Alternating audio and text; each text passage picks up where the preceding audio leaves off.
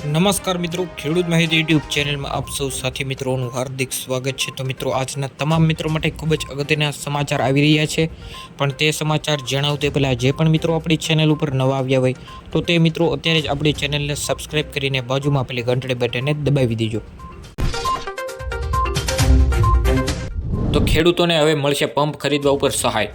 ગુજરાત સરકાર દ્વારા ખેડૂતોને વિકાસ માટે અવનવી યોજના અમલમાં મૂકવામાં આવે છે, જેમાં ફોર્મ ભરવા બાદ મહત્વનો ભાવ આઈ ખેડૂત પોર્ટલ ઉપર ભજવે છે, જેના અંતર્ગત ખેતીવાડીને લગતા તમામ જાતના યોજનાનો લાભ મળી શકે તે ખેડૂતોને સતત વિકાસ હંમેશા વધવાનો રહે તે માટે ગુજરાત સરકાર દ્વારા અગત્યના પ્રયાસો કરવામાં આવી રહ્યા છે। આજે જ યોજનાનો મુખ્ય ઉદ્દેશ્ય છે કે પાક સંરક્ષણ, જંતુનાશક, જીવ સુરક્ષા રાખવા માટે ખેડૂતોને જરૂરી દવા છંટકાવ, પંપ ખરીદી માટે આર્થિક સહાય પૂરી પાડવામાં આવી રહી છે। ખેડૂતોને ખેતીના પાકમાં અત્યાર સુધી સૌથી વધુ નુકસાન પહોંચતા કીટકો અને રોગો નિયંત્રણ કરવું તે ખેડૂતો માટે બહુ મુશ્કેલ બન્યું છે, પણ હવે ખેડૂતો માટે એક નવી મોટો પડકાર છે। ખેડૂતોને હેક્ટર દીઠ 20,000 રૂપિયાની સહાય। રાજ્ય સરકાર દ્વારા અમલમાં મુકાયેલી નવી યોજનાની માહિતી આપવા કૃષિ મંત્રી રાઘવજી પટેલે જણાવ્યું હતું કે રાજ્યના દરેક નાગરિકને રાસાયણિક ખાતર તેમજ જંતુનાશક દવાનો ઉપયોગ કર્યા વિના ઉત્પાદન કરેલા શાકભાજી પાકો સરળતાથી મળી રહે તે માટે શાકભાજી પાકોને પ્રાકૃતિક કૃષિ પ્રોત્સાહન આપવાની યોજના અમલમાં મૂકવામાં આવી છે। આ યોજના હેઠળ શાકભાજીની ખેતી પ્રાકૃતિક ખેતીની પદ્ધતિથી કરતા હોય તેવા ખેડૂતોને બિયારણ, પ્રાકૃતિક ઇનપુટ અને ખેતી ખર્ચ તથા શાકભાજીની પ્રાકૃતિક ખેતી પ્રોત્સાહન મળે તે માટે મહત્તમ 20,000 રૂપિયાની સહાય આપવામાં આવી છે। આ અમલીકરણમાં રાજ્ય સરકાર દ્વારા અંદાજપત્રમાં રૂપિયા 1,000 લાખની રકમ ફાળવણીમાં આવી છે। ગુજરાતમાં એક સાથે 3 સિસ્ટમ સક્રિય। વરસાદની તીવ્રતા વધી છે। હવામાન વિભાગ દ્વારા આજે ગુજરાતના 4 જિલ્લામાં વરસાદનું ઓરેન્જ એલર્ટ આપવામાં આવ્યું છે, જે દક્ષિણ ગુજરાતના 3 જિલ્લામાં ભારેથી અતિભારે વરસાદની આગાહી છે। સૌરાષ્ટ્રના ભાવનગર ભારેથી અતિભારેમાં રેડ એલર્ટ પર અને ઉત્તર અને મધ્ય ગુજરાતના મોટાભાગના જિલ્લામાં ઓરેન્જ એલર્ટ છે। રાજ્યના 21 જિલ્લામાં વરસાદનું ઓરેન્જ એલર્ટ જારી કરવામાં આવ્યું છે।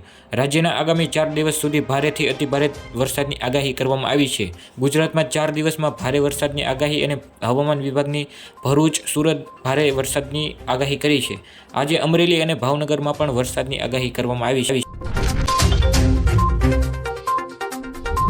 તે સાથે જ મિત્રો, ખેડૂતોને નેનો યુરિયામાં 700 રૂપિયાની સહાય।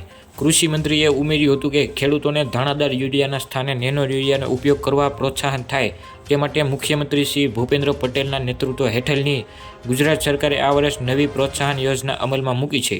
આ યોજના અંતર્ગત નેનો યુરિયાની ખરીદી પર ખેડૂતોને પ્રતિ હેક્ટર વધુમાં વધુ 750ની મર્યાદા સીધી ખરીદ કિંમત પર સહાય આપવામાં આવશે। વર્ષ 2024-25 દરમિયાન આ યોજના અંતર્ગત 45 લાખ નેનો યુરિયાની બોટલ પર સહાય આપવામાં આવશે।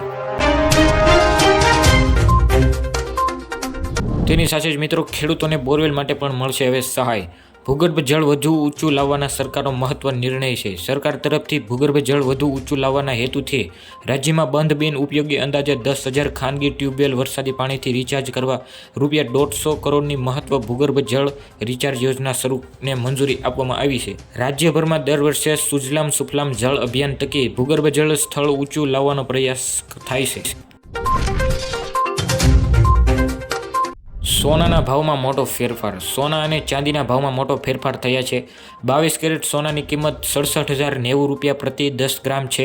સોમવારે વાયદા બજારમાં સોનાના મિશ્ર કારોબાર જોવા મળ્યો હતો।